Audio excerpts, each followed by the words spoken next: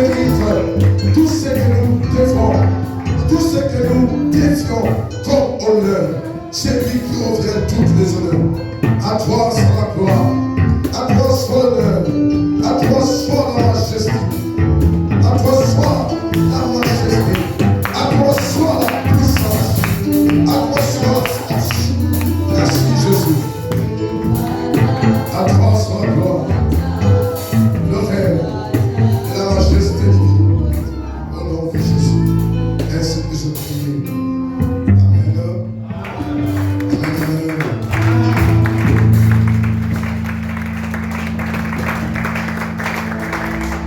Bien-aimés, ce matin, j'ai un thème très important et capital. Le thème, c'est simple, c'est la crainte des dieux et des hommes.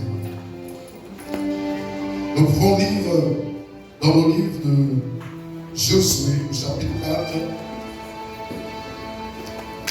verset 14.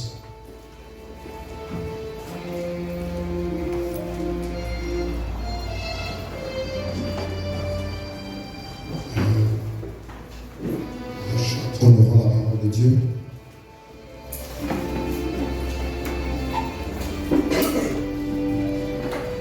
Je lis la parole de Dieu dans le livre de Josué chapitre 4 au verset 14.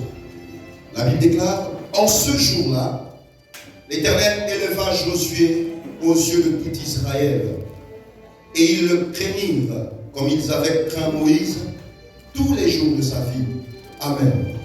Alléluia. Est-ce qu'on peut prendre place? C'est un message que je vais certainement paraphraser. Je vais prendre des textes certainement qui ne sont pas semblables à la lecture de ce matin, mais de cela me tient. Je vais faire mon exposé. Bien aimé, c'est dans le livre de l'Apocalypse. Apocalypse, à partir du 1er verset à 6. La Bible dit qu'il a fait de nous un royaume de sacrificateurs pour Dieu.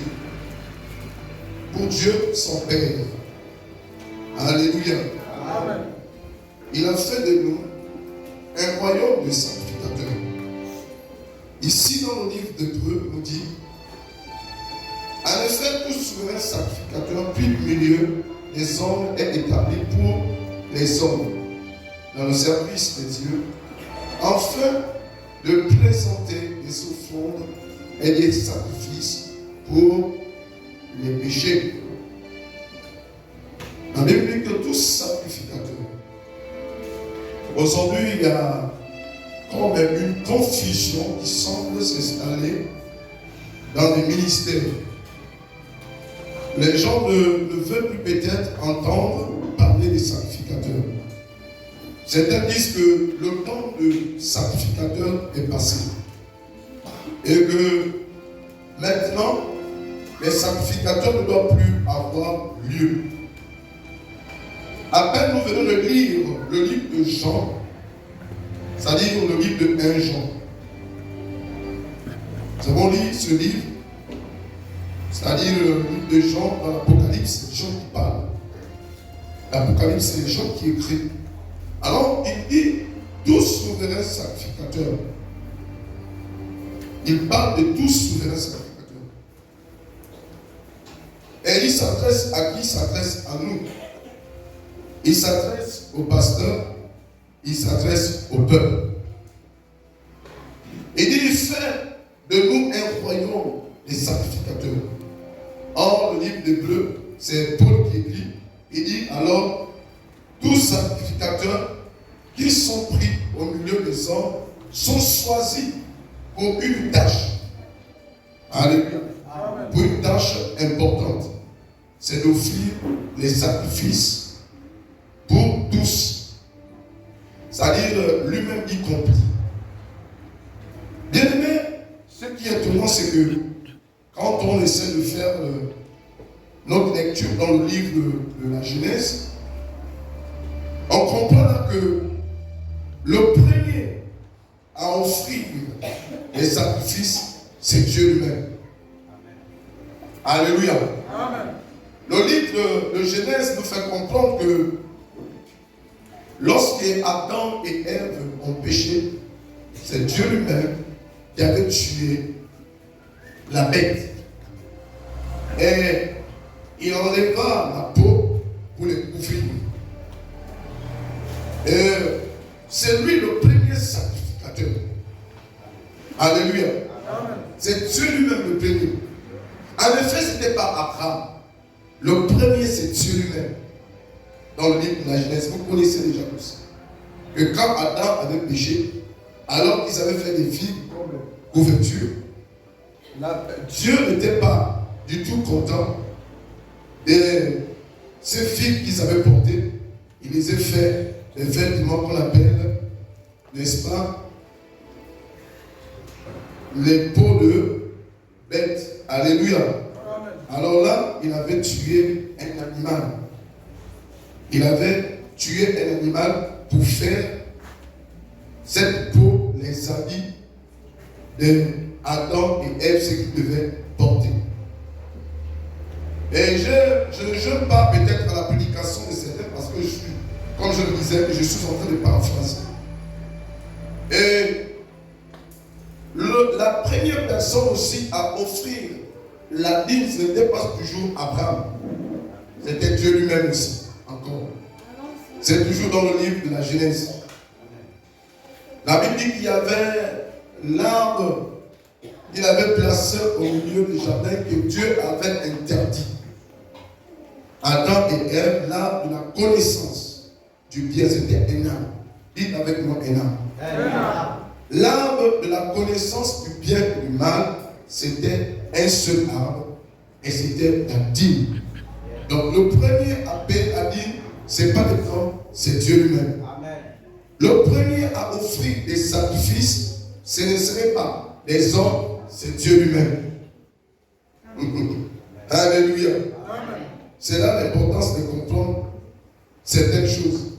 Aujourd'hui, les gens se battent sur le fait de payer la dîme ou le fait de comment on appelle ça,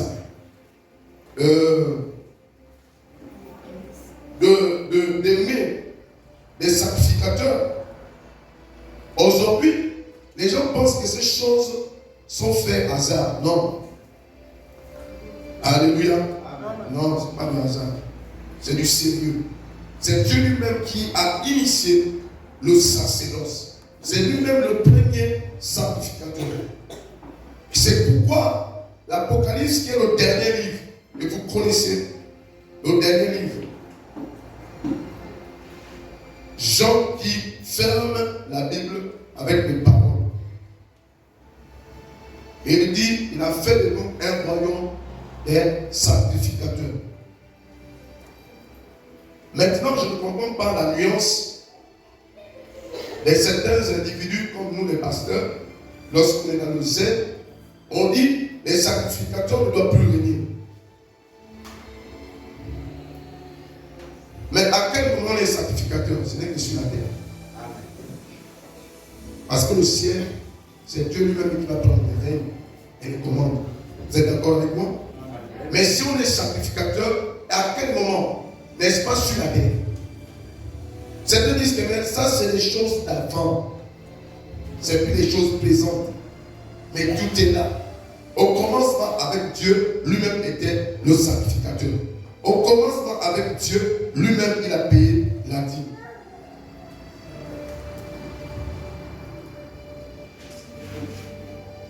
Bien aimé, comme je dirais au départ, que nous sommes sur la crainte. La crainte. Aujourd'hui, les miracles ne sont plus disponibles. Les prodiges ne sont plus disponibles. Même les révélations ne sont plus disponibles. Quelles sont les raisons? Les raisons qu'il n'y ait plus des miracles, des prodiges, simplement parce que les gens ne craignent plus Dieu. Alléluia. Les gens ne craignent plus Dieu et les gens ne craignent plus les hommes de Dieu. C'est l'une des raisons que les miracles ne sont plus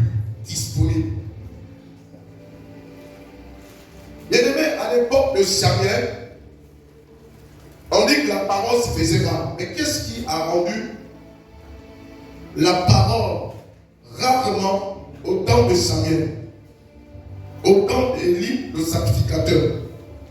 C'était quoi le problème?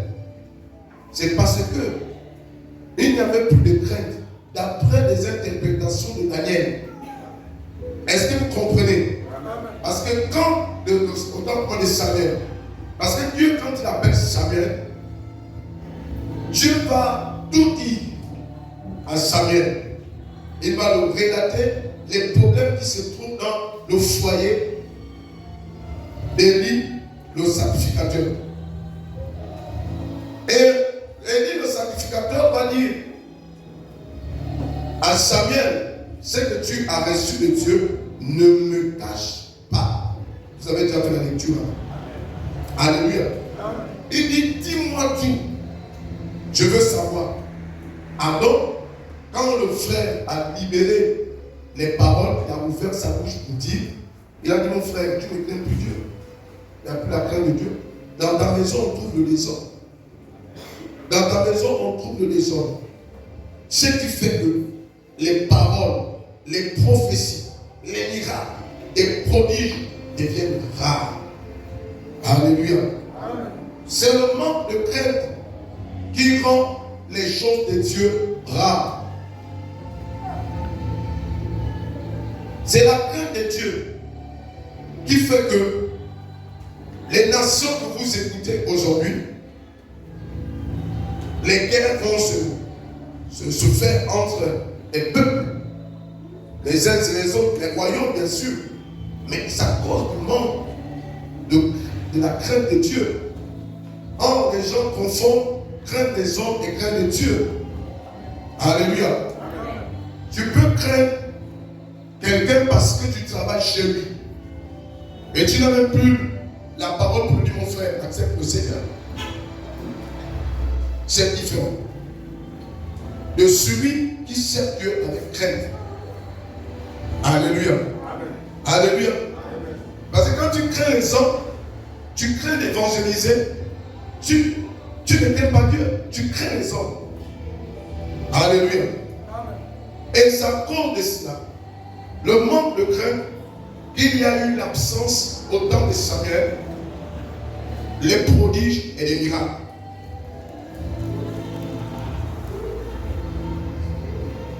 Les gens ne craignent plus Dieu. Les gens ne craignent plus les hommes de Dieu. Les amis, je vous invite à craindre les hommes de Dieu et Dieu lui-même. Parce que c'est Dieu qui a choisi. C'est Dieu qui a appelé l'homme de Dieu et il lui a mis sa part. Or, la mise à part, c'est quelqu'un qui n'appartient plus aux hommes.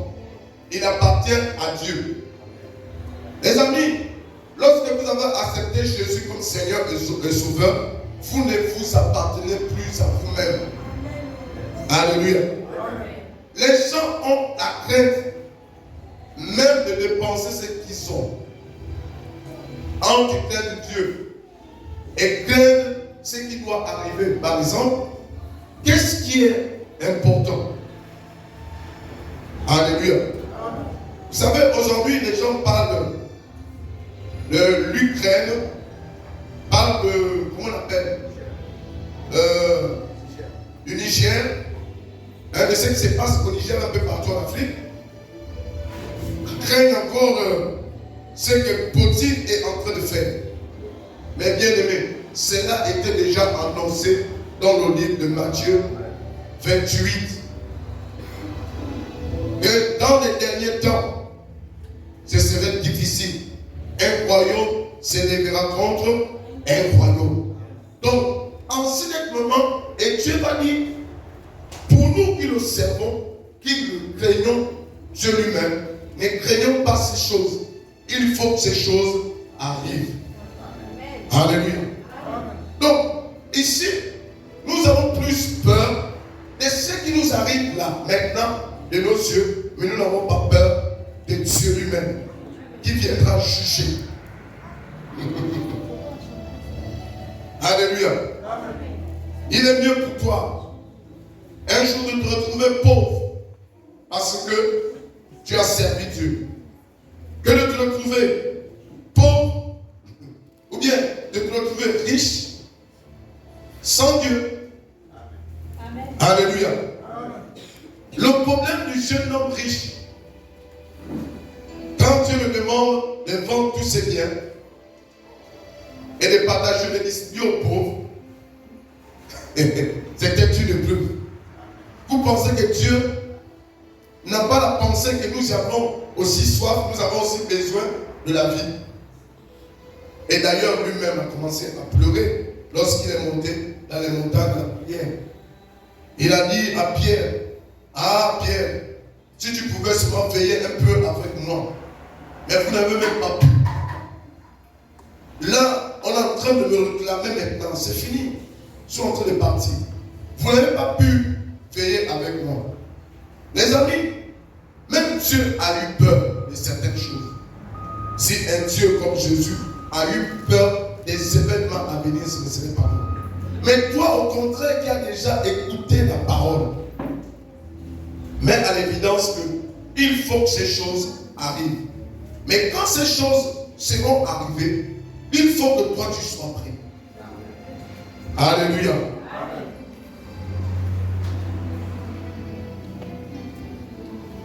Bien-aimé, dans le livre de Psaume au chapitre 111, verset 10, la Bible nous dit quoi?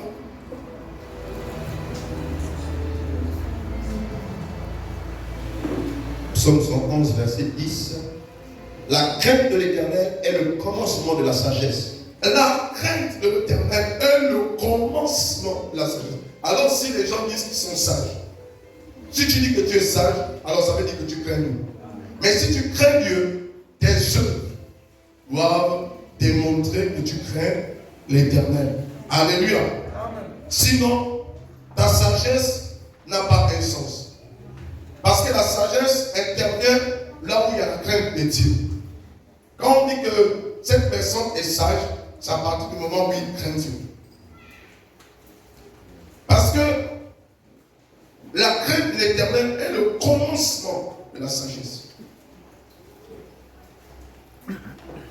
Donc, bien aimé, vous comprenez que aujourd'hui, l'Ukraine nous fait trembler, en fait, Poutine, et il n'y a pas que Poutine, les pays alliés.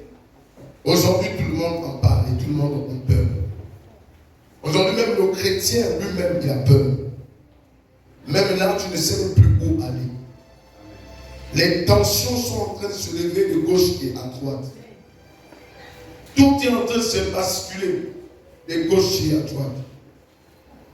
Les amis, il y a des gens aujourd'hui, par exemple, comme le Sénégal a déjà perdu quelques biens. Au Gabon, nous sommes en train de perdre aussi quelques biens. Nous avons vu le marché qui a été incendié. Nous voyons ici un Kokou qui est dans des grèves. Nous voyons Bidam qui est en grève. Ça veut dire qu'il y a des tensions un peu partout. Mais qu'est-ce que nous craignons plus? Est-ce que nous craignons ces tensions-là? Est-ce que nous craignons ces tensions? Si nous craignons les tensions, nous n'avons rien fait. Et je vous invite plutôt à craindre Dieu. Et à craindre les hommes de Dieu. Vous savez, les hommes de Dieu ont la capacité, ont la possibilité, avec leur Dieu, d'éteindre tout ce qui peut arriver. Mais pour que ces derniers éteignent tout ce qui peut arriver, il faut qu'ils demeurent dans la sanctification. Il faut qu'il demeure lui aussi dans la sanctification et dans la crainte de Dieu. Sinon, ses prières seront vaines. Ce n'est pas parce que tu serais appelé homme de Dieu, sacrificateur, mais il suffit de mettre aussi en pratique ce que le sacerdoce réclame. Alléluia. Sinon, on va prier pour l'avantage des autres. Alléluia. Vous savez, il y avait un problème entre Balak et Balaam. Et l'autre va dire, non, je veux que tu maudisses le peuple d'Israël. Cela ne pouvait pas avoir lieu simplement Parce que le peuple de Dieu était un peuple promis. Alors tu ne pouvais pas les maudire parce qu'ils avaient Dieu. C'était un peuple qui craignait Dieu. Le prophète a dit, je ne peux pas maudire. Vous savez, souvent à l'église, il y a des gens qui ont peur de maudire. Tu as peur de la parole de l'homme. Mais il faut avoir peur de Dieu lui-même. Alléluia. Amen. Parce que la Bible dit, la malédiction sans cause et sans effet. Elle prend effet lorsque cette malédiction a des causes. Mais si tu ne te reproches de rien, tu vis dans la sanctification et la crainte de Dieu, alors rien ne pourra t'arriver. Alléluia. Amen. Rien ne peut arriver dans une nation qui craint Dieu. Rien ne peut arriver dans une nation qui sert le Seigneur. Rien ne peut les arriver. Alors si quelque chose arrive, ça veut dire qu'il y a un relâchement. C'est pourquoi le prophète a trouvé les mécaniques qu'il faut. Il dit non, fais des enfants avec cette nation-là. Quand tu aurais fait des enfants avec cette nation, ça serait non, et tu pourras le dire. Alléluia. Amen. Si le peuple d'Israël à cette époque, ils avaient compris que l'approche souvent de ces derniers-là, c'est pour m'inverser, je dois me méfier même de lui. La malédiction ne devait pas tomber. On dit que la malédiction était tombée. L'histoire des Balak et Balaam. Parce qu'ils avaient fait des enfants avec ce peuple. Faire des enfants, tu aurais des alliances. Quand tu vas mourir, ça va marcher. Alléluia. Est-ce que vous comprenez? Amen. Les alliances, bien aimés, lorsque les alliances sont mal tissées, un feu peut nous arriver. Amen. Lorsque les alliances sont mal tissées, excusez-moi, le peuple peut se retrouver dans un chaos absolu. Crains Dieu, et le craint des hommes. Crains Dieu, et le craint des hommes. Ce jeune prophète, lorsque Dieu le m'a envoyé, il avait dit, mon frère, là où tu parles, ne mange pas. Dans le pays là, ne bois pas, ne touche rien. Même si on te propose tout, ne touche rien. Si le jeune prophète avait écouté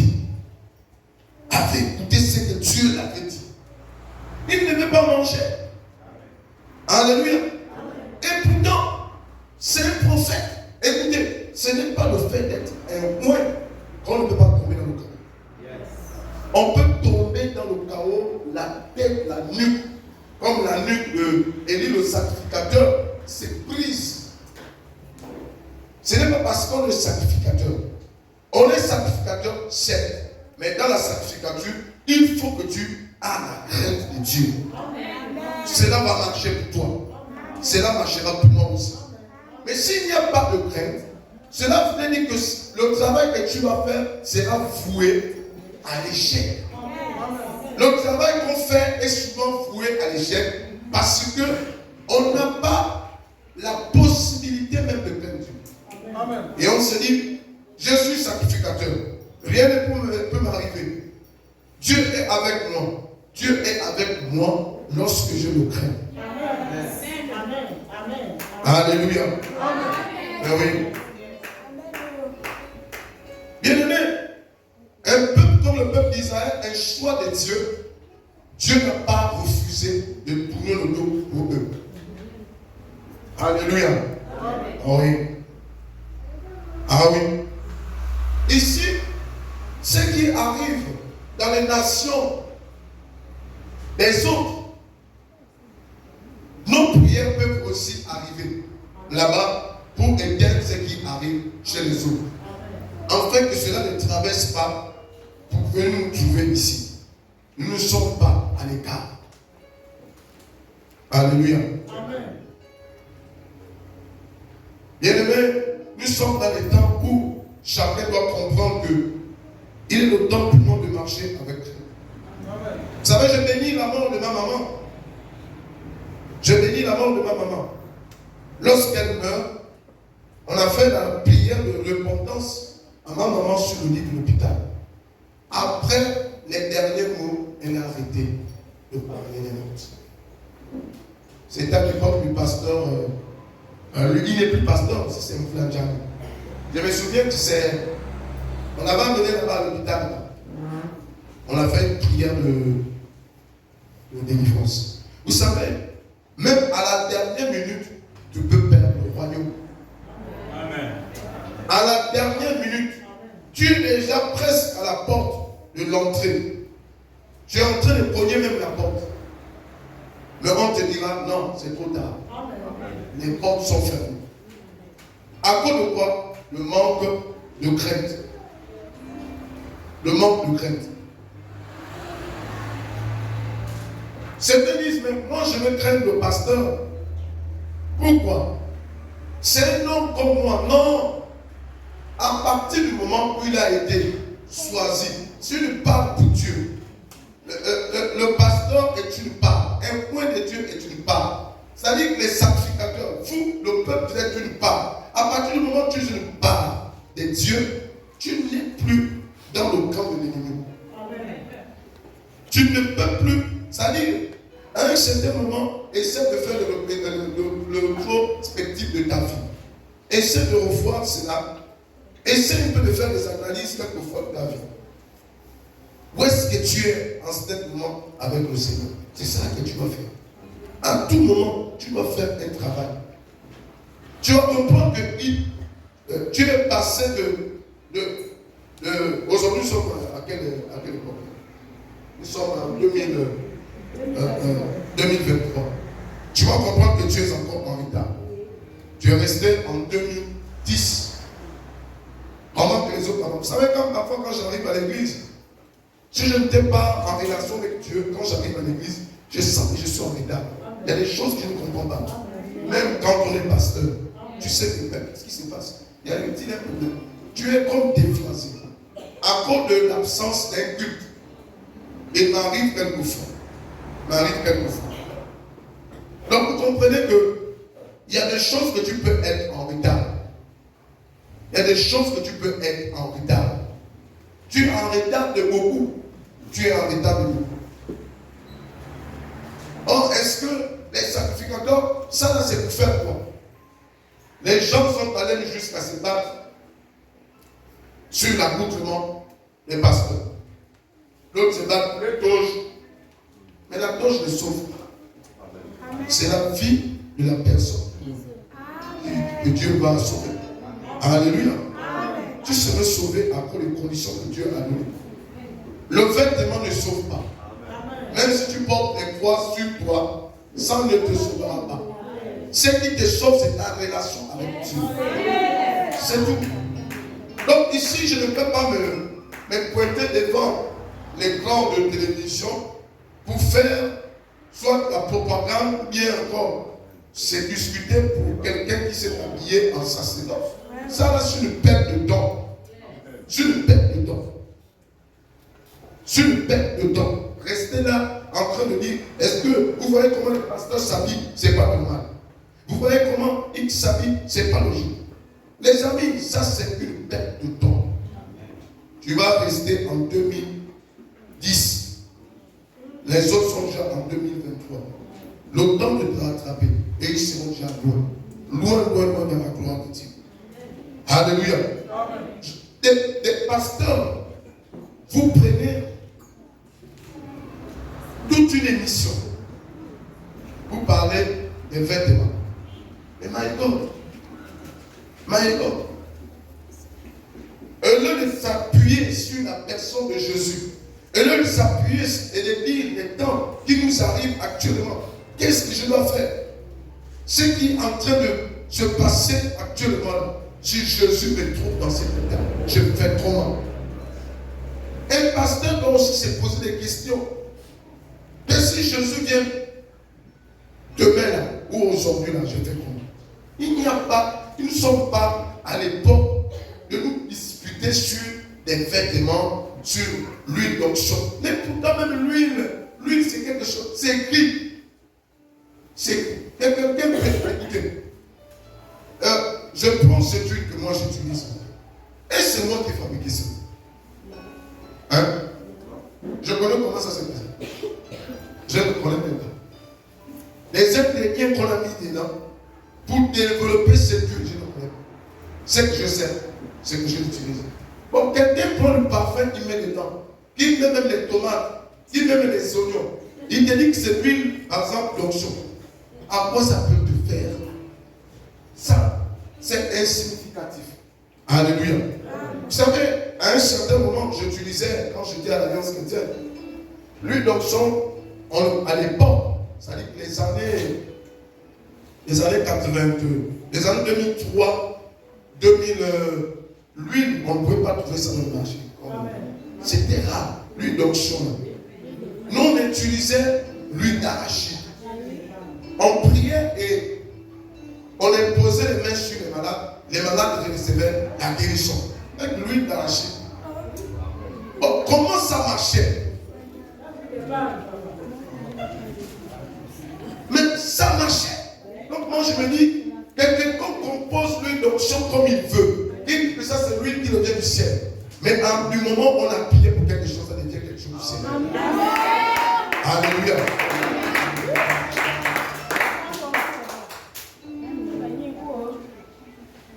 Quand vous prenez la parole dans le livre de Jacques, au chapitre 5, je crois, verset 14, je vois cela, il dit, celui qui est malade, qui s'approche des anciens, et les anciens vont poindre de l'huile sur la personne, et la personne s'est guérie. Et là, ils se mettent, dans les églises, on a maintenant de l'huile. Vous passez du temps, à perdre du temps pour donner des textes enseignants. Certains disent que on n'utilise plus l'huile. Mais si tu n'utilises pas l'huile, n'utilises pas froid, il n'y a pas de problème. Alléluia. Alléluia. Tout dépend de la compréhension de ceux qui sont là. Mais nous faisons des guerres entre nous. Qui va prier pour la nation? Qui va prier pour le monde? Si je passe du temps à faire mes requêtes, mes prières sur le fait que je vais être là en train de discuter, l'huile d'onction, ceci. La composance de l'huile d'onction, elle n'est pas l'huile d'onction. C'est une simple huile. Elle devient onctionnée lorsqu'on a chargé avec des prières. Est-ce que vous comprenez? Tout ce qui est dans cette église, je dis, le tam-tam, il est onctionné à l'onction dessus. Il est onctionné à partir du moment où nous avons prié. Mais lorsqu'on a trouvé ça au marché, est-ce que c'est un tam-tam onctionné? Non. Il devient onction, il prend l'onction du moment où il arrive dans l'église. Il devient quelque chose qui est à part pour le Seigneur. Est-ce que vous comprenez? Amen. Voilà pourquoi il y avait un roi qui ne comprenait pas que ça c'était déjà la part du Seigneur. Vous êtes la part du Seigneur. Est-ce que vous comprenez? Amen. Vous êtes déjà mis à part pour le Seigneur. Vous êtes la part du Seigneur. C'est-à-dire que ce roi ne comprenait pas que même un fer pouvait amener des problèmes.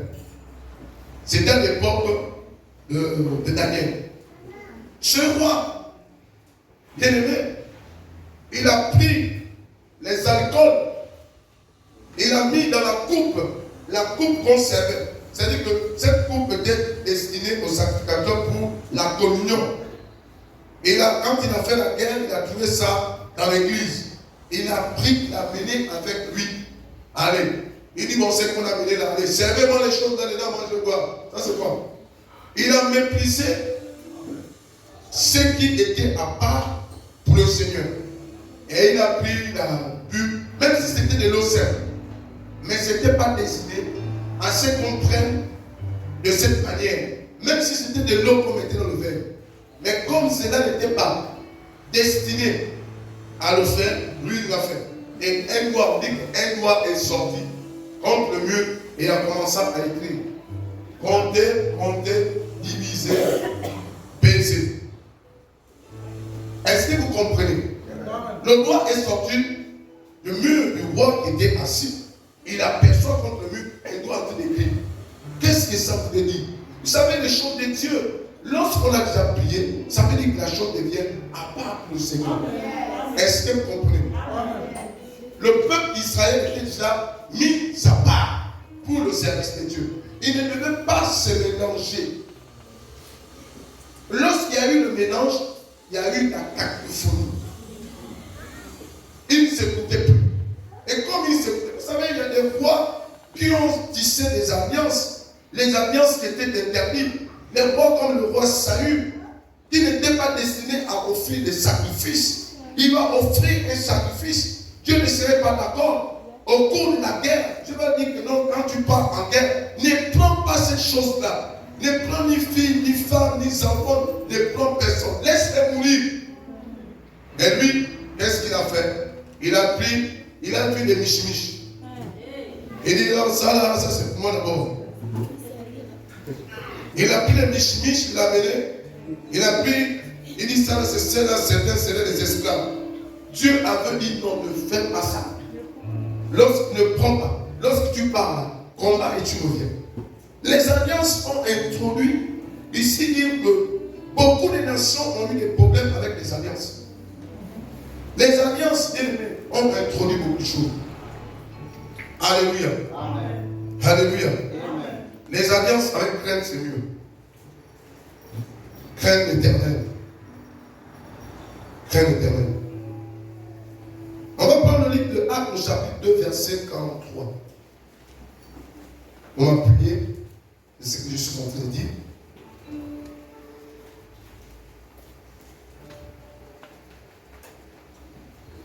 Actes chapitre 2, verset 43. La crainte s'emparait de chacun et il se faisait beaucoup de prodiges et de miracles par les apôtres. Alléluia. On dit la crainte s'empara de chacun et il se faisait beaucoup de prodiges et de miracles. Les miracles sont permanents. Les miracles sont sans pareil lorsqu'il y a la crainte de Dieu. Il ne peut pas, même, écoutez, même certains prophètes, vous savez parce que les prophètes vont faire des fétiches. Seulement des craintes. Parce que si quelqu'un craint Dieu, il ne peut pas lui faire un fétiche. Alléluia. Moi, je vous assure qu'un peuple qui craint Dieu ne peut pas aller toucher les fétiches. Toucher un fétiche, c'est déjà une alliance. Amen. Tu as déjà tissé des alliances sans que tu ne le saches. Amen. Et ces alliances vont t'accompagner partout où tu iras. Tous les jours de ta vie, tu ne comprendras pas. Il y a des hôtels qui vont proclamer. Oh, alléluia. Ça va être le lien héréditaire. Des liens qui vont influencer. Un pasteur qui tisse l'alliance avec des fétiches, mon frère, un seul fétiche va demander la mort, va coûter la mort de ton enfant. Et tu veux ou pas. Pourquoi est-ce qu'il s'en va faire des fétiches?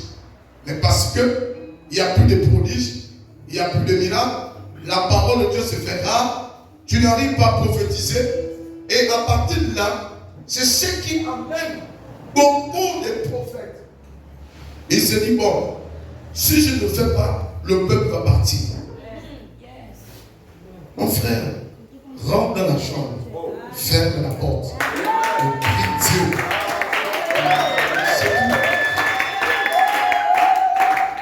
Rentre dans la chambre, ferme la porte. Il n'y a pas de dérangement. Demande à Dieu. La Bible dit que Dieu, dans le livre de Matthieu, Dieu qui donne le secret, il te le rendra. Il va te le rendre. C'est-à-dire que si tu commençais à faire des miracles, il va te le rendre. Si tu faisais déjà des prodiges, il va te le rendre. Écoutez, c'est-à-dire, ce sont des secrets des pères et des prophètes. Quand tu pries, tu imposes les mains, il n'y a aucun miracle. Tu imposes, il n'y a aucun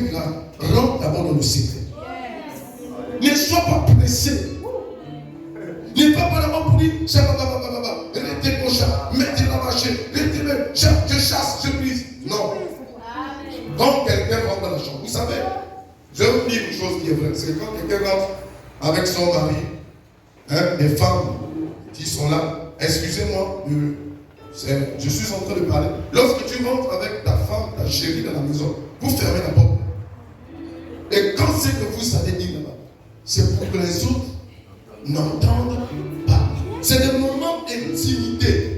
À un certain moment, ne parle pas beaucoup dans la prière. Ne parle pas. Quand on dit de rentrer quelque part, ne parle pas beaucoup. Et les gens disent que c'est la disque qu'elle est sainte. On n'écoute jamais la prière. Est-ce que c'est un problème entre toi et celui qui prie avec Dieu?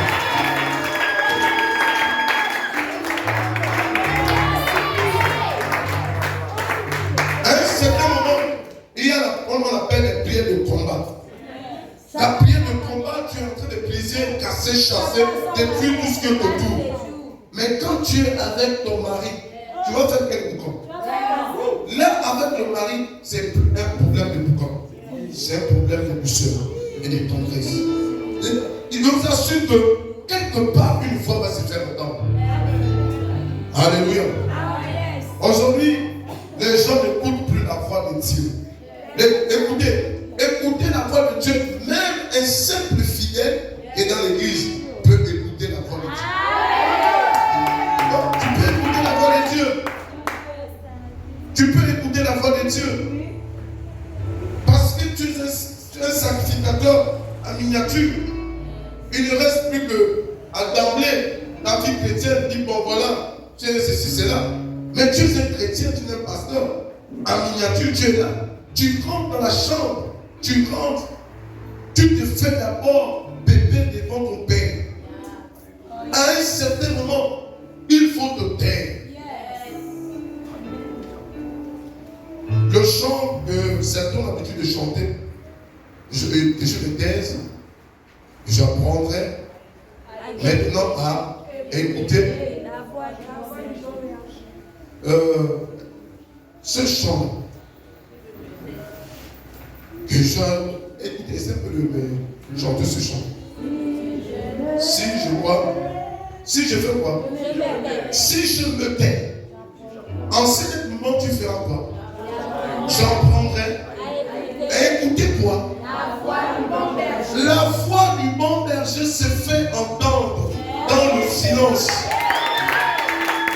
Dans le silence. La voix du bon berger. À un certain moment, fais silence. Ne bavarde plus. Vous savez, Anne, à un certain moment, elle ne parlait presque plus. Elle avait le comportement de celle qui était ivre. Elle avait l'attitude de celle qui était dans l'ivresse. Quand je parle de l'ivresse, c'est le doudou de Moussou. Elle avait donné cette impression. Mais elle était dans l'ivresse spirituelle. On écoutait à peine ce qu'elle disait. Et le sacrificateur pouvait dire, mais fais passer ton verre. Dis-nous ce qui se passe. Elle a dit, non, je ne suis pas ivre de vin. Mais je suis enseignement rempli de cet esprit. Donc même les paroles ne sortent plus. Alléluia. Elle était devant la présence de Dieu. Elle était devant la présence de Dieu. La crainte de Dieu doit s'emparer aussi de toi. Comment un enfant qui vient devant son père, il commence à parler. Papa, c'est là. Papa, voilà. Papa, voilà. Papa, voilà. Non, la prière d'intercession, c'est autre chose. Tu es en train de livrer un combat pour dire, Seigneur, mets-toi par l'écart. Tu m'as donné le pouvoir, je dois d'abord combattre. Ça, c'est différent. Mais maintenant, parler avec Dieu, ça demande une relation intime et intime dans le silence. Un silence profond.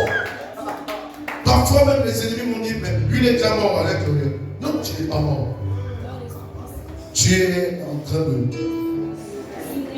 Vous savez, pourquoi est-ce qu'à l'époque, les gens allaient dans les montagnes, alors que Dieu disait que le temps n'est plus à Jérusalem, ni cette montagne est désirée. Mais c'était quoi? C'était pour éviter le bruit de tout le monde. C'était pour éviter que les gens écoutent ce que tu dis, attendu. Vous savez, quand vous lisez le livre d'Apocalypse, La Bible dit qu'il y a certaines choses que Jean lui-même, Jean a écouté avec Dieu, mais Dieu l'a dit, ça là, ne le dis pas, ne le révèle pas. Alléluia. Quand c'est l'intimité, vous pouvez dire des choses que les gens vont écouter, c'est pas bon. Vous savez, dans l'intimité, tu peux dire, Père, tu es là. Mon mari là, je ne comprends pas. Qu'est-ce qui ne va pas? Mais tu ne peux pas prier. Père, mon mari, amène-le. Amène-le, ramène-le là, il est en train de boire le moussougou. Je ne peux pas ça. Ramène-le, Seigneur. Il y a des femmes qui le font. Tu mets le feu pour une femme qui est là-bas. Si on t'avait dit que la femme là s'appelle Thérèse, ou bien s'appelle, comment on l'appelle, Jacqueline, bien Paulette, Ambroise, oui, tous ces noms-là. Et tu vas commencer. Le nom d'Ambroise, je mets le feu, Et elle est là, elle sait que c'est elle qui gère le foyer là. Elle va faire quoi? Elle va amplifier aussi avec son Dieu. Elle va rendre les choses plus difficiles. Alléluia. L'intimité, on ne parle plus. Parce que dans cette intimité, elle n'avait plus de parole. Un prophète, j'ai un problème de... Qu'est-ce que vous comprenez? Elle a livré la manière. Comment il faut rester? On ne parle même plus beaucoup. Un problème que tu veux livrer à Dieu, c'est clair que tu veux livrer à Dieu. Le mari est au couloir de la chambre. Ou bien à côté, il est au salon quand tu es dans la chambre. Pour montrer que tu es une grande déciseuse, tu es obligé de faire le tapage. Mon mari, Seigneur, protège-le dans le travail. Il y a des choses que lorsqu'on veut, parfois Dieu va te dire, non, laisse. Tu sais pourquoi ton mari va là-bas? C'est à cause de ceci, à cause de ça. Mais déjà, tu es déjà avec 15 mots. Dieu a une seule parole. Maintenant, tu vas faire quoi? Je vous assure qu'à l'instant, je vous apprends à écouter Dieu. Écoutez Dieu et craignez Dieu. Écoutez Dieu. Laissez le Dieu aussi le temps de te répondre. Alléluia. Même nous les prophètes, on est pressés. Alléluia. On est pressé souvent de livrer la prophétie à la sœur. La soif. Tu ne connais pas ce qui peut se passer maintenant. Tu ne sais pas ce qui peut se passer. Elle va rentrer avec la matière, aller tuer la rivale. Tu ne connais pas. Les prophètes ne sont plus sages. Or, la crainte de Dieu, c'est le commencement de la sagesse. Les prophètes ne sont plus sages. Il faut avoir de la sagesse pour livrer un secret. C'est un secret. Quand on dit c'est un secret, c'est caché. C'est quelque chose qui est caché. Ne dévoile pas devant tout le monde. La sœur va prendre la machette. Comme mes enfants dans les situations de machette, mes enfants. Je vais prendre la machette et le couteau pour dire. Il y a une sorte de citation là. Escargot, montre-moi les cornes. Si tu ne me montres pas,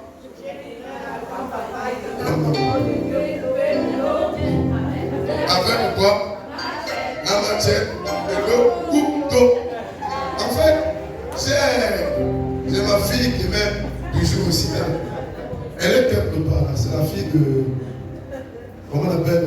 C'est quoi ils font là? Maman Riveri. Ta fille là. La deuxième, c'est la deuxième là. C'est Rachel. Elle est dans la crosse là. Elle est là. Elle aimait trop réciter ça. Escargot, go dans la maison là. Montre-moi le corps. Vous savez, il y a des choses qu'on ne dit pas. Sois sage. Même dans ta prière à la maison, il y a des choses que tu ne vas pas. Tu ne peux pas dire à ton mari que je vais rentrer dans la prière pour prier pour nos problèmes. Non. Il y a des secrets qu'on ne fait pas. Si l'ennemi Alléluia. Il peut doubler des stratégies comme toi tu es en train de faire. Du moment où toi tu es en train de prier, il y a pensé que qui a des prières et des paris. Les musulmans prient beaucoup. Les musulmans jeûnent. Nos parfois on jeûne une fois dans l'année. Mais eux, chaque année, ils reviennent.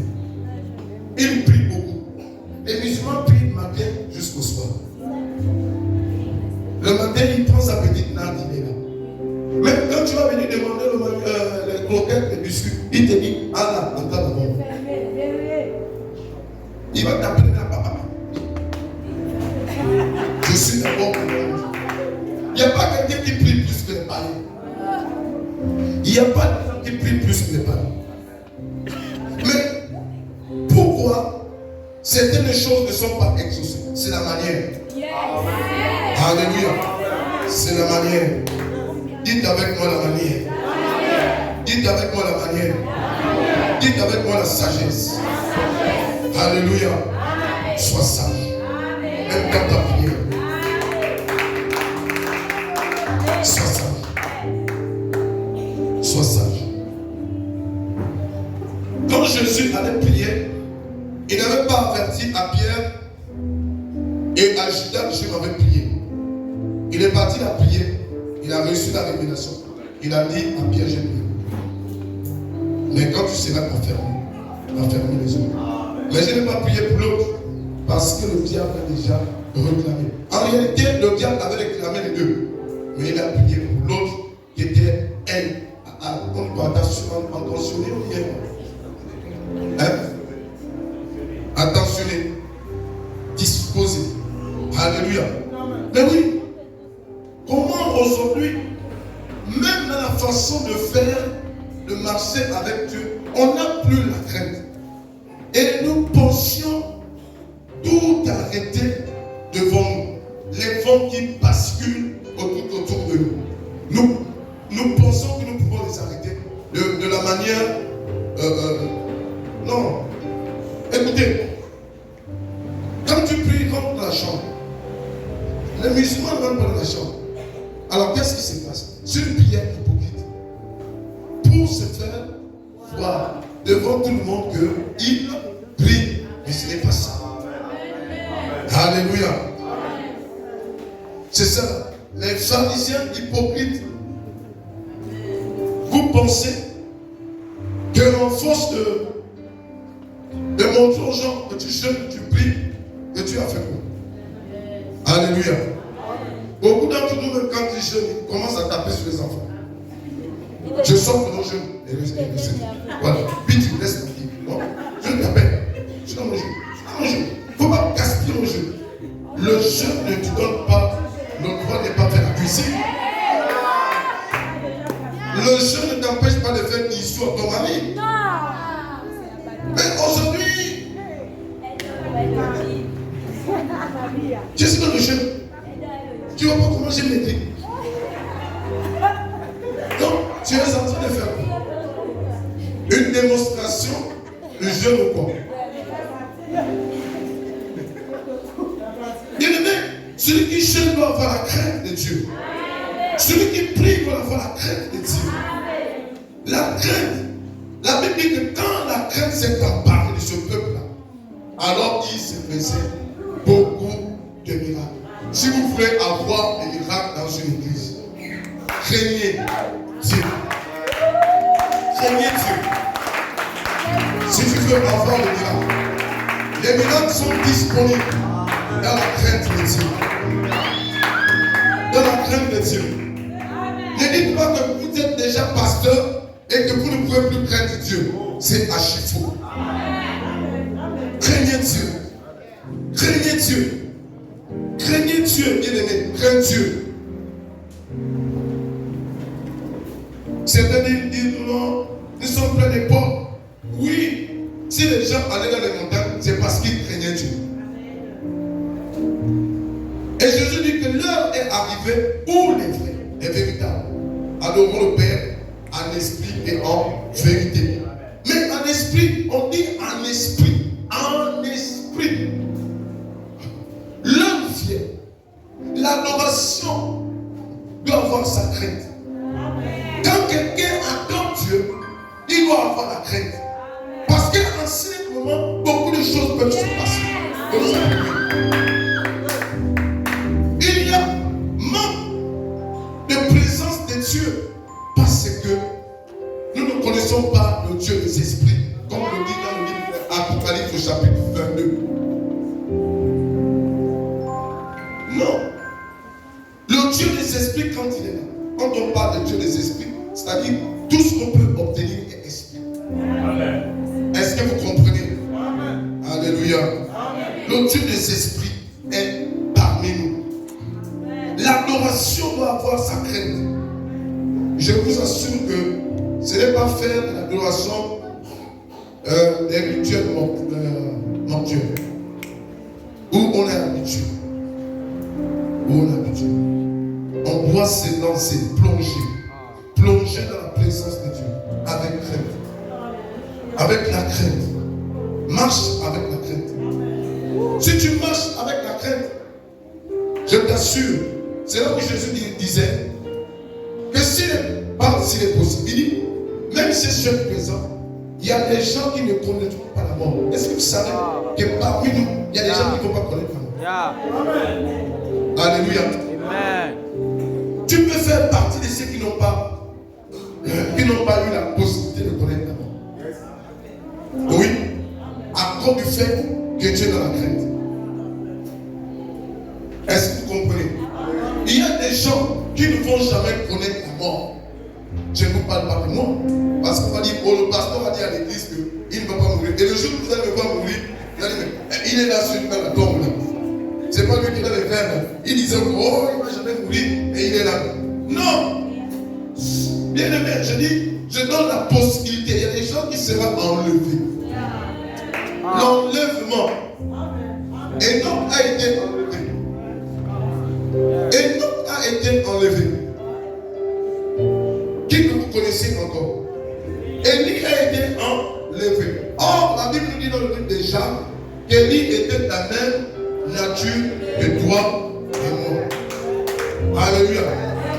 Tu peux ne pas connaître la mort. Peu importe les stratégies que les gens peuvent multiplier dans ta vie. Oh, la crainte de Dieu, quand quelqu'un marche avec Dieu, je vous assure qu'il y a des fortes chances, puisque nous, on ne parle pas de la chance, on parle de la grâce. Il y a des fortes grâces que tu sois enlevé. Alléluia. Les sacrificateurs, on ne joue pas avec eux. Nous sommes un royaume. Vous êtes même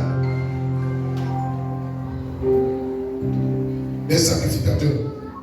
Il est fortement raison que même la mort, ça c'est pas ton problème. Une vie de piété élevée, une vie de sanctification élevée, une vie de crainte élevée, pourquoi tu vas passer à la mort? Vous savez, même la mort, il y a des rois comme le roi Assyrus qui avait dit non. Lorsque on vient prophétiser pour lui, on dit non. Demain c'est fini. Tu vas partir. Et qu'est-ce que je fais? Il a refusé. Jamais. Moi, je ne dois pas mourir. Quelqu'un va discuter avec mon Seigneur. Je ne dors pas. Quelqu'un va dire non. Il faut qu'on me dise ce que je fais de mal. Il n'est pas bon. Mais oui. Vous pensez que cela n'est pas possible. Cela est possible. Tu as la possibilité de dire que non, Seigneur, la pauvreté n'est pas mon sujet. Puisque la pauvreté fait partie de la mort. Quand quelqu'un est pauvre, c'est un esprit de mort. C'est la mort. Parce que tout ne marche pas autour de toi sur une forme de mort. Tout n'avance pas. Tu as la capacité de refuser même la pauvreté. Mais Dieu te le permettra. Alléluia. Mais oui, j'ai dit non, moi je refuse la pauvreté. Pourquoi je vais mourir pauvre? Je ne mourrai pas pauvre. Tu as la capacité de le dire.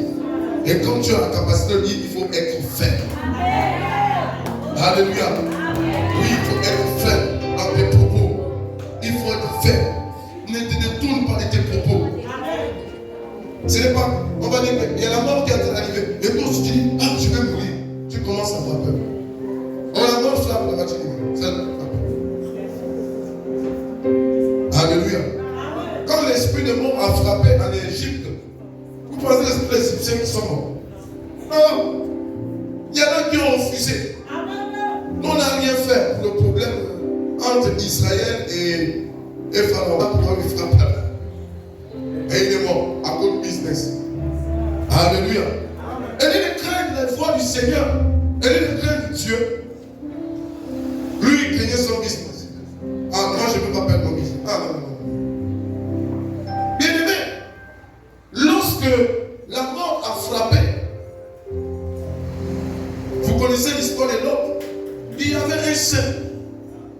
L'autre, il était saint. On devait frapper le pays.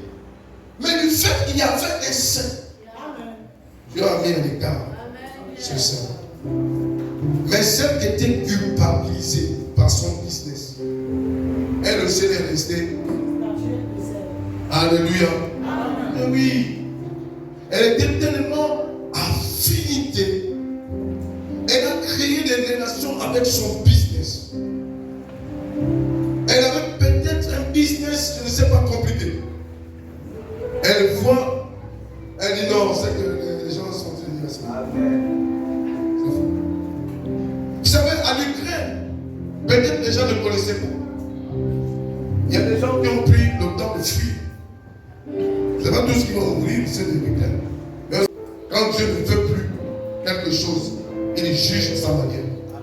Sodome et Gomorrhe, et les gars abondaient. Malgré qu'on le disait, non, les gars, aujourd'hui, là, sortons. Ils ne savaient pas la peine de Dieu. Dieu, c'est qui? Allez-y seulement dans les quartiers évangélisés. Vous allez comprendre, ah, c'est toujours les gens là. Ils sont encore ici là. Il n'y a que les églises qu'on méprise. Il n'y a que les églises qu'on méprise. Les bars, on ne méprise pas.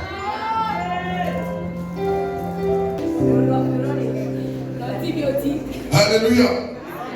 Il dit s'il y a quelque chose qui peut le remonter. J'étais là, à l'âge de là, j'avais des fièvres, des douleurs, tout le travail, des torturés. Il me dit, mon frère, prends seulement quelque chose. Tu vas voir comment tu vas bondir. Je lui dis quoi? Il me dit non, prends un peu dans les gars.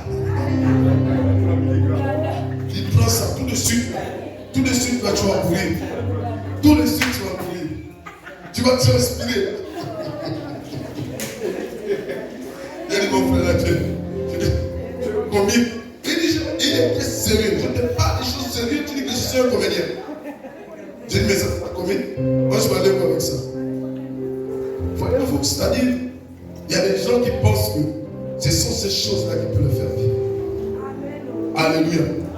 Mais je vous assure, avec le Seigneur, la crainte crée le miracle. La crainte crée des solutions. Quand tu crains Dieu,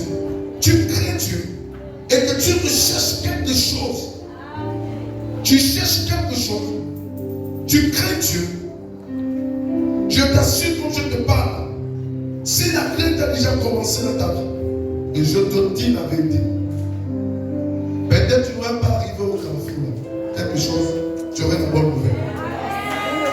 La crainte de Dieu. La crainte de Dieu. La crainte de Dieu. Pas la crainte, parce que c'est la crainte du doudou. Il y en a qui ont de peur, qui ont plus peur d'abandonner ces choses-là.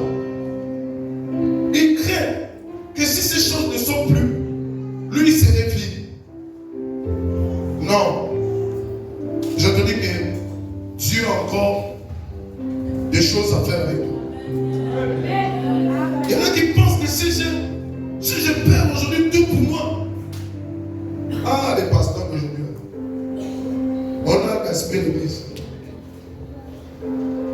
Je me demande comment est-ce que nous on a fait pour être même des hommes de Dieu.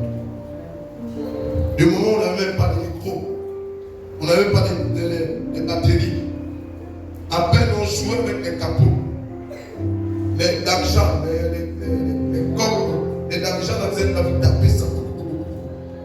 Mais il y avait la présence de Dieu. J'ai vu des miracles et des miracles, des prodiges à cause simplement de la crainte. Tu sors de là, tu as peur. Tu as peur de Dieu. Pas peur, bien aimé, des hommes. Nous, on avait peur même des hommes de Dieu. Parce que c'était Dieu incarné à ces hommes. On avait la peur.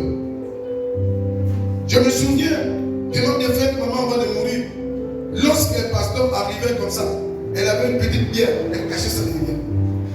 Ah, voilà. Mais ça aussi c'est une crainte. Mais c'est Dieu qui est important. Amen. Alléluia. La crainte de Dieu. Les gens ne craignent plus Dieu. On ne craint plus Dieu. On s'entend à quoi? Il n'y a plus la crainte de Dieu. On s'entend à quoi? Les prophètes sont élancés dans des crimes rituels. Je parle des hommes de Dieu. On est dans des crimes rituels. Vous pensez que si quelque chose arrive, Dieu peut nous servir de couverture. Dieu peut nous servir de manteau. Il n'y a plus la crainte de Dieu. Il n'y a plus. Tout ce qu'on s'est dit, vous savez, aujourd'hui, les gens parlent de la grâce. Dieu a fait grâce. Si je tombe dans le manteau quelque part, en tout cas, Dieu va me délivrer. Mais il y a des choses où Dieu ne t'enlève pas. Amen. Alléluia. Amen. Vous savez, Paul c'était un boss. Paul avait la bosse. Il avait une bosse au dos. C'était un boss. Il est parti chercher la présence de Dieu. Et Dieu lui a dit, ma grâce. Alléluia. Vous comprenez qu'il y a des choses même qu'un homme de principe peut demander, Dieu ne peut pas l'accorder. Alléluia. Parce que Dieu te connaît. Il y a des richesses que Dieu ne peut pas te donner parce qu'il te connaît. Il y a des grâces qu'il ne peut pas te donner parce qu'il te connaît.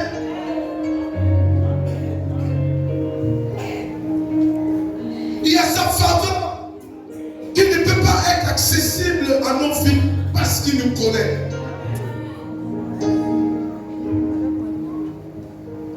Fais un travail personnel. Fais un travail personnel. À un certain moment, fais un travail personnel. Revois ta vie. Il y a des choses que tu lis et que tu murmures, tu accuses même Dieu dans ta prière. Et parce qu'il n'y a pas de crainte. Nous accusons tous les jours Dieu. Dieu lui fait sa part. Et nous faisons notre part. Crains-le. Crains-le.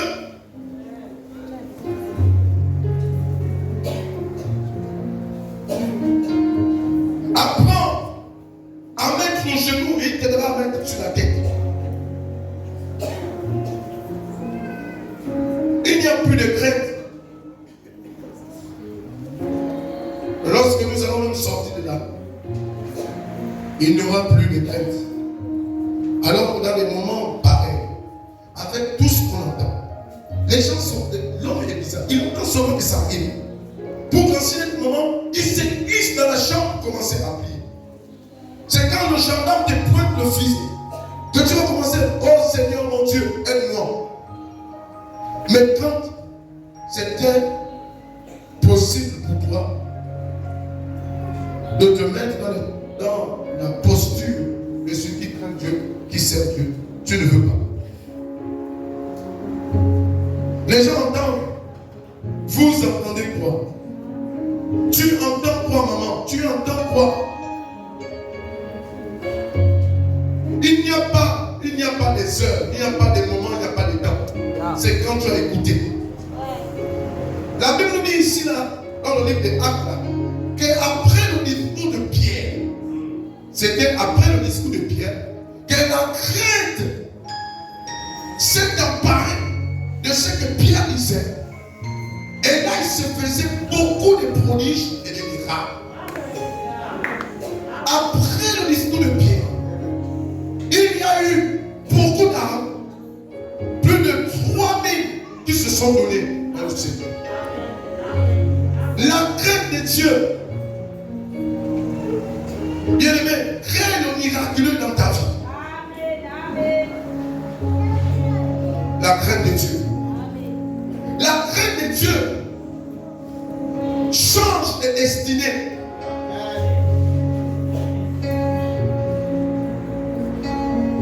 La crainte de Dieu change de destinée.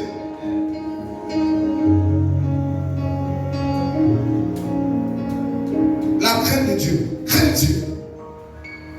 La crainte de Dieu change la position qui était ta destinée en mal pour toi. Si on t'avait déjà dit aujourd'hui que tu devais mourir, mais Dieu vient changer ça à cause de la crainte. Bien aimé, en Israël, il y avait beaucoup de femmes, mais sauf une femme, c'était la veuve de Saül. Élie pouvait aller chez n'importe quelle femme, mais Dieu l'a guidé vers une femme. Parce qu'elle avait la crainte. Et qu'elle devait vivre, elle et son enfant.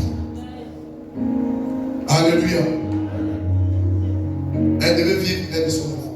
La crainte de Dieu crée le miraculeux. La crainte de Dieu crée des opportunités. Dieu a dit, va, Élie, va. Va vers cette femme. Et une pauvre femme. Et une pauvre femme. Et une pauvre femme qui craignait Dieu. La crainte de Dieu permettait à une femme de donner ces trois pièces ou 4. Vous pouvez faire la lecture. Elle a sorti ces 3 pièces-là pour même écouter. Elle aussi était pauvre. Dans sa pauvreté, je fais pour Dieu. Non pas pour les sangs. Je fais pour Dieu. Je fais pour Dieu.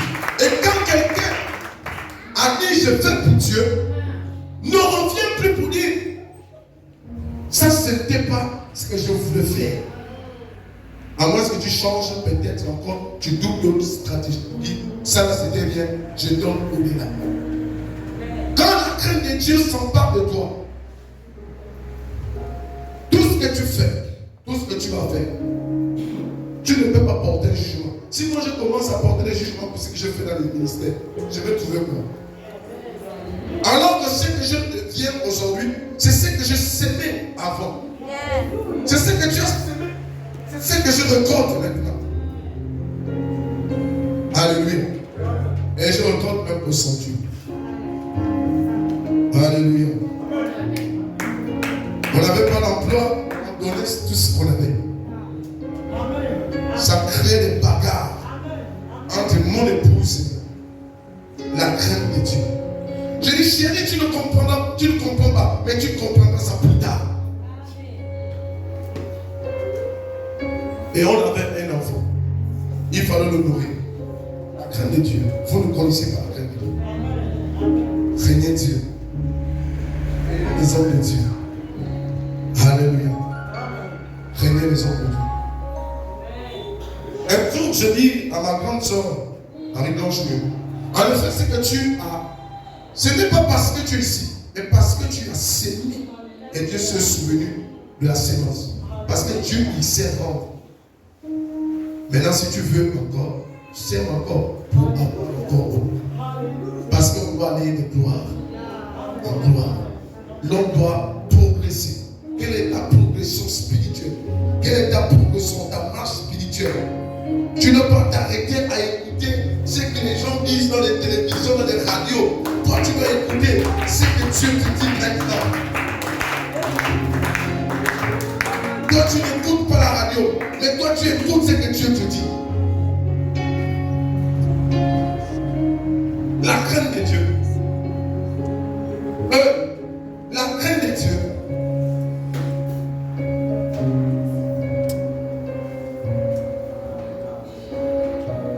J'étais à un certain moment stérile parce que même pour que ma femme s'attrape une grossesse, c'était difficile. C'était difficile. Mais Dieu m'a fait passer des plus difficiles. La preuve de Dieu, c'est une bonne chose. Mais je craignais Dieu dans cet état. Et le Seigneur, si je ne te sers pas, même sans enfant, je te sers. Est-ce qu'on sert Dieu à cause des circonstances? Non. On sert Dieu parce qu'on l'aime. La Bible dit que tu aimeras Dieu lui seul. Et tu le serviras lui seul. Donc la crainte, c'est ça. Tu sers Dieu, non pas les gens, mais Dieu lui-même. Moi je dis à Dieu, même si tu ne me donnes pas un enfant, moi je te servirai. Je partais à l'église avec des larmes. Je dis Seigneur, ce n'est pas ça. Ma femme était toujours là. Chérie, on va aller à l'hôpital, on va aller voir quelqu'un qui va faire des bains, on va peur. Je dis chérie, à un moment donné, je suis fatigué, laisse-moi comme ça. On a des églises qu'on m'a demandé de construire. Canaan, il fallait que je parte creuser, travailler. Laisse-moi d'abord ça. Laisse-moi d'abord les choses des hommes qui vont passer. Toutes ces choses vont passer. Mais la parole de Dieu ne passera jamais. C'est-à-dire que Dieu lui seul ne passera jamais. La Bible nous parle dans le livre d'Apocalypse au chapitre 22 qu'il est l'alpha, il est le commencement et il est la fin de toutes choses. C'est Dieu lui-même. Bien que tu as apporté des noms de Dieu, mais c'est Dieu lui-même. C'est Dieu. C'est indiscutable. Tu ne discutes pas ça avec quelqu'un. Ce n'est pas un rôle que tu vas discuter avec. Servir Dieu, ce n'est pas un rôle que tu vas discuter avec. Alléluia. Fais-toi violence. À un certain moment, Dieu veut te donner. Quand il avait dit au jeune homme riche, devant les biens, ce n'était pas que il ne pouvait pas donner le jeune homme riche encore plus qu'il avait. Mais comme le cœur de ce jeune homme était attaché tellement qu'il ne pouvait même pas se séparer. Vous savez, il y a des gens. Comme j'ai vu sur Facebook, il y a une maman qui a pris elle a payé une nouvelle voiture. Elle a payé la matière. Elle a pris le matelas. Elle a posé devant la voiture pour dire que je garde la voiture. Celui qui viendra, je vais le découper. Donc Dieu va vouloir casser la voiture. Il va la casser. Si tu ne cognes pas quelqu'un, quelqu'un va te cogner. C'est ça l'objectif d'une voiture. Si tu ne la casses pas toi-même, quelqu'un va te casser ça. Alléluia. Du moment où vous ne dormez pas sur le même lit ensemble. Alléluia. Mais oui, vous pensez quoi? Des millions vont s'envoler comme ça. Et puis tu reviens.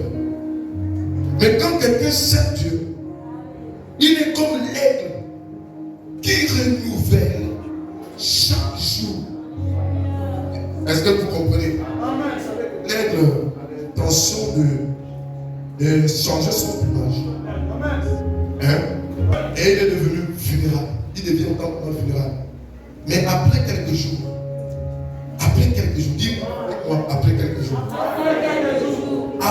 jours, les plumages commencent à sortir. Alléluia. Après quelques jours, le bec commence à sortir. Un nouveau bec. Parce que l'ancien arbre ne pouvait même plus attraper le bec avec. Les ongles commencent à sortir. Et là, il devient même pire qu'avant. Alléluia. Alléluia. Et il change même de demeure. Il faut être comme un aigle. Il faut changer à un moment donné. Change. Deviens comme l'aigle. Change. Change l'attitude. Change.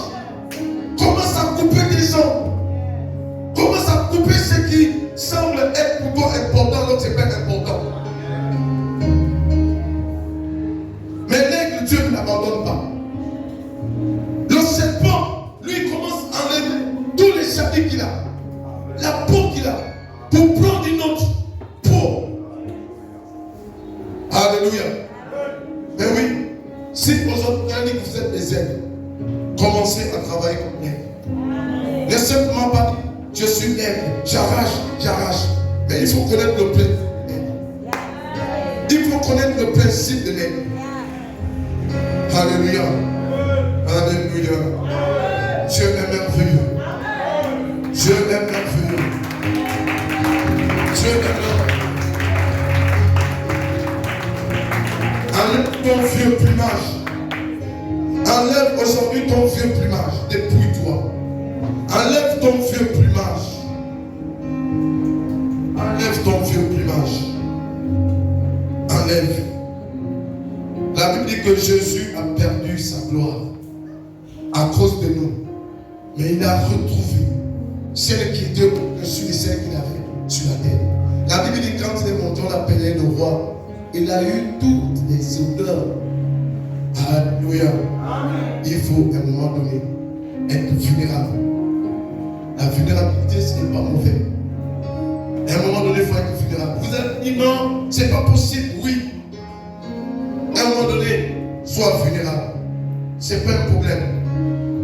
Même si quelqu'un est en train de parler, je sais que ça fait mal lorsqu'on te dira non, tu étais dans cette église. On t'avait dit quoi? Je t'avais dit quoi? Il y a toujours des sœurs et des frères. L'ange Uchu. C'est-à-dire que les anges Uchu sont toujours là. Quelquefois, tu as déjà pris une bonne décision. Mais ils vont revenir pour te dire, mon frère, je t'avais dit quoi? Je t'avais dit quoi, papa? Je t'avais dit quoi, maman? Et quand tu vas aller là-bas, tu vas voir. Mais après quelques années, ce que Dieu va faire dans ta vie, c'est même, et lui de te dire, oh, le Dieu est grand. Ils vont dire, tu es devenu un grand sorcier dans le quartier. Alléluia. Alléluia.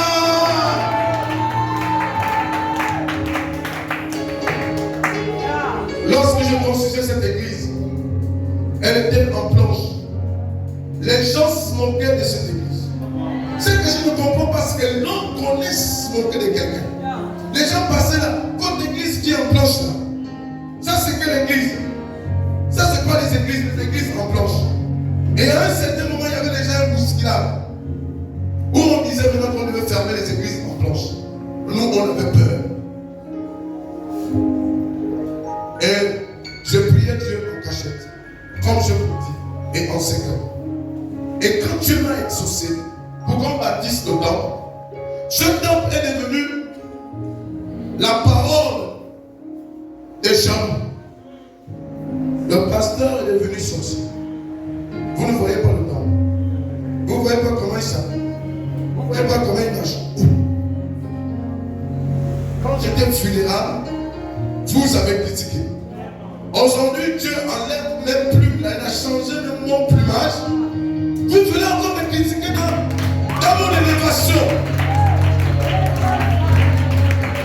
Oh, écoutez. Aujourd'hui, j'ajoute la liste. La liste. Je suis en train d'ajouter. Ils doivent parler. Mais il y aura encore quelque chose plus grand que celle-ci. Écoutez, dans ta jalousie, dans les gens qui te jalousent, c'est encore une autre liste. Tu vas les ajouter. Tu vas commencer à les ajouter. Mais je te dis comment. Les mêmes qui t'étoilent aujourd'hui, c'est les mêmes qui vont t'acclamer. C'est même là où on va louer. Il faut ajouter. J'ai déjà ajouté dans la liste. Les mêmes là, bon, ils seront là. Pour dire, ah, lui là, qu'est-ce qui s'est passé? Qu'est-ce qu'il y a encore? Non, ça c'est de la sorcellerie. Comme les gens ne pensent que le seul chemin de la réussite, ce n'est que la sorcellerie. Ils pensent que le seul secret de réussite, ce n'est qu'aller chercher un fétiche. Je n'ai pas cherché un fétiche pour avoir Israël. Je n'ai pas cherché un fétiche pour avoir l'oreille. J'ai tout abandonné. Alors que moi aussi je me connais au fétiche. Je pouvais me rendre chez le féticheur. Et lorsque j'ai dit non, c'est fini, je m'arrête. J'arrête tout cela. Je donne tout cela à Jésus.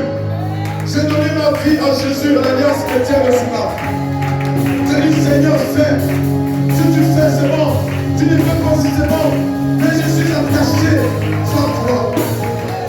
Attache-toi au Seigneur.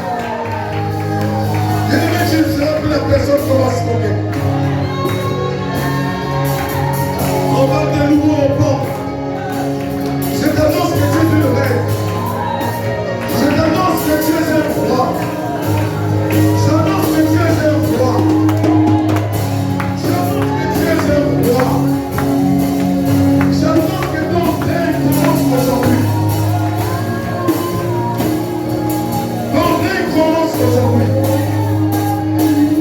Ceux qui se moquaient de toi, ceux qui étaient contre ta vie, les mêmes vont sortir de l'argent pour te donner. Les mêmes vont sortir de liens pour ta fondation. Les mêmes te donneront des guerres pour que tu construises. Et le mec, quand tu décides de faire quelque chose avec son enfant, la Bible dit, il fera même nos ennemis comme marche pied. Il fera des ennemis comme marche pied.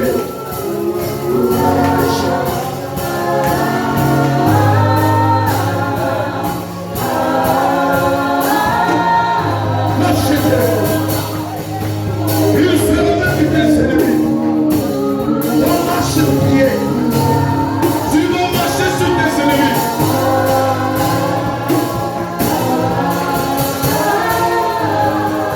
Ça, c'est ce à faire. Tu es mis sur ta saison.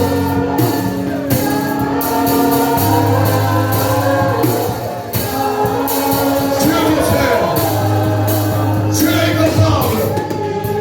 Tu vas faire. Il est capable. Il est plus que capable. Même si les gens prennent contre toi, non problème. Même si les gens ne croient plus en toi, laisse-moi prendre l'air. Ton Dieu est capable. Ton Dieu est vivant. Lâchez-le. Relâchez-le. Relâchez-le. Laissez-le.